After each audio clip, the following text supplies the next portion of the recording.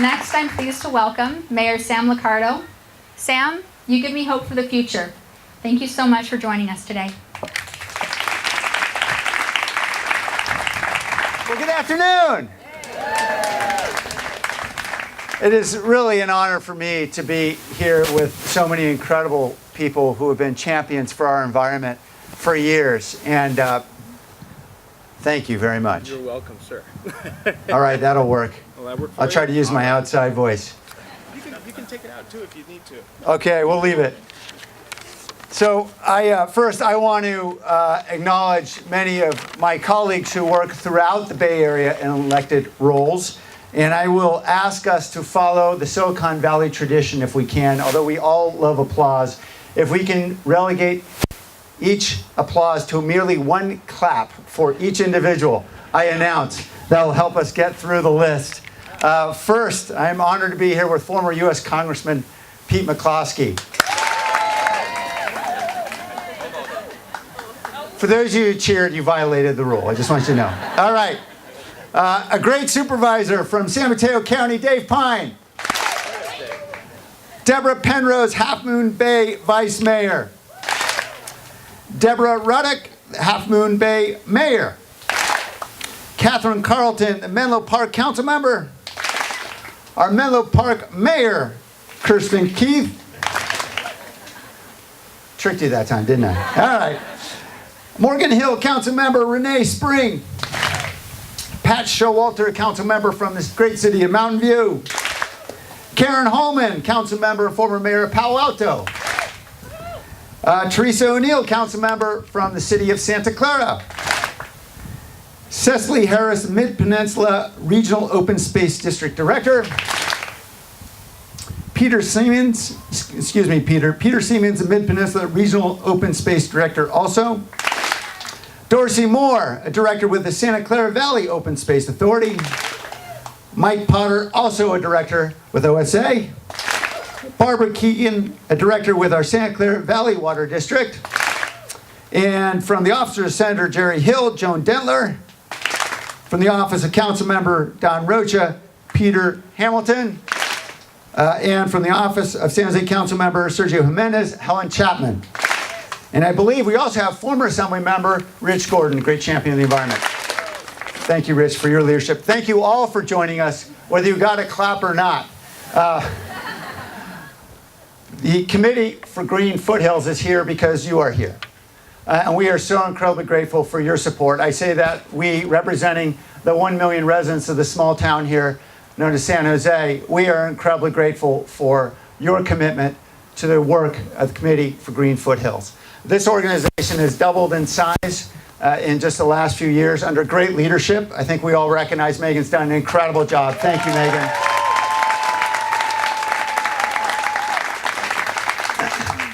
And while still small, they are mighty. And they have been incredible collaborators and leaders on several very important initiatives, including the passage of a habitat plan here in Santa Clara Valley, which has been critical, which we were able to get over the goal line just 2 years ago. Protection of coyote really for several decades now against a lot of efforts. And the passage of Measure Q just 2 years ago, I believe, if not mistaken, 2014, also critical to OSA's efforts to preserve open space. This has happened because Committee for Green Foothills has been a leader, and they have been partnering with other like-minded organizations to ensure that we, as a community, recognize our common obligation to preserve what was here before we got here. So thank you all for your support. I am honored, as I said, to be here. I think Nature's Inspiration is an appropriate title for this gathering. I've spent a lot of hours on my bicycle being inspired as I rode through Coyote Valley in years past. Now my bike moves a little slower than it did before, but I'm still as inspired as ever. And we are grateful for this extraordinary opportunity we have here in Coyote Valley. I think many of you know that we've had a general plan here in the city of San Jose, which has called for a very large development of jobs here in the valley. And we are increasingly recognizing that there are other opportunities for what can happen here in Coyote Valley. Certainly with regard to wildlife and the corridor, natural corridor that already exists here, certainly with regard to water retention and flood control during a severe storm as we experienced so seriously back in February. Certainly for water recharge of our underground aquifers, which have been so badly depleted through the last drought. We have so many opportunities here in Coyote Valley, and I look forward to working with the entire community. And we have some, I believe, some very enlightened landowners who are quite willing to engage with us to talk about how we can preserve what is most precious here. And so we have great opportunities ahead, and we know that the Committee for Green Foothills will be at the lead, working with us and the Open Space Authority to make our future generations proud of our decisions today. I want to, thank you. I want to add my voice to the chorus of cheers for Joan Baez. I first had the opportunity to meet Joan just a few years ago when she was in San Jose championing an effort with a nonprofit called Downtown Streets Team that has helped dozens, if not hundreds, of homeless individuals get back on their feet. Thank you, Joan, for your leadership there. We know she's been involved in several battles in Woodside and preserving open space, just a whole host of recent efforts that she has championed to go along with her decades of advocacy and decades of inspiring a nation with her voice. Thank you, Joan, for all that you do.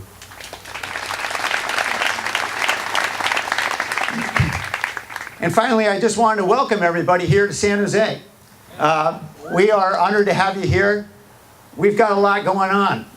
We have just approved what will make us the first major city in the United States and the largest city in the United States to adopt a clean energy plan that will embrace community choice aggregation as a means to reducing greenhouse gas emissions.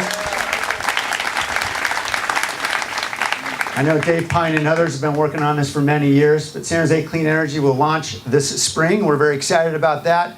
We're also working on a sustainability plan, which will be released in just a few weeks, that will continue San Jose's leadership globally in sustainability and reducing greenhouse gas emissions, ensuring that we have sustainable water supplies for many years to come. Certainly what's happening here in Coyote and throughout our city is, in terms of development, is critical in that mission. We are currently right now facing a ballot initiative from one developer who wants to build nearly 1,000 homes in the Evergreen Foothills because they did not want to take that proposal to the city council or to the mayor for approval. They're going around us. They're going to the voters. And they're going to tell voters that it's all about affordable housing for seniors, despite the fact that it actually dilutes our affordable housing requirements for any project, despite the fact it's actually a gated community as called for in the design guidelines. So you'll hear about plenty more about these kinds of proposals in the months ahead, and we'll need the help of the environmental community to be able to defeat them. And I hope I can count on your support. Yeah. And of course, we know that saying no to development in some cases means saying yes to development in others. And that means saying yes to transit, saying yes to high density development in our core and high rises where we know we can accommodate our fast growing population without the impacts on our foothills and our green spaces. And so we know that we have partners in the environmental community to recognize how we can best develop intelligently here smart growth in San Jose that can provide an example for the rest of the country about how we embrace growth while we embrace our earth. I look forward to working with all of you to make that happen. Thank you all for continuing to champion our environmental values.